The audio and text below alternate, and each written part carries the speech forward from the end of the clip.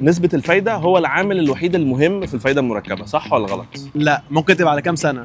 غلط. بالنسبه لنا صح. صح.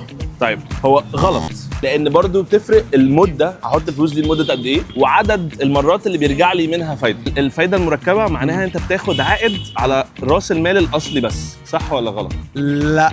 لا غلط. غلط. لا غلط. ايوه صح. جامد. زياده بسيطه في النسبه، يعني مثلا من 5 ل 6% ماشي. بتفرق جامد على المدى الطويل، صح ولا غلط؟ صح جدا. ما اظنش. لا صح.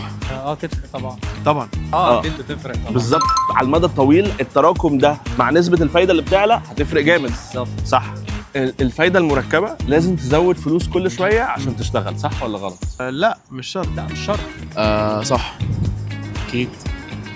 صح جدا. غلط بقى. غلط. الفايده ملهاش سقف معين من الوقت انت اللي بتحدده، صح ولا غلط؟ اكيد لا. غلط. خلاص بس انا اعتقد غلط. اينشتاين قال عليها لو في عجائب الدنيا السبعه دي تبقى الثامنه. اينشتاين هنا كان بيتكلم عن الفايده التراكميه، فتعرفوا عنها حاجه ولا لا؟ اللي بيميز الفايده المركبه ان هي بتخلي الفلوس تخلف فلوس، والفلوس الجديده دي تخلف فلوس تانية برضه. كل ما تديها وقت اكتر كل ما فلوسك تكتر اكتر. عشان كده بيقولوا ان سر الفايده المركبه هو الصبر والزمن، مش بس المبلغ اللي بدات بيه.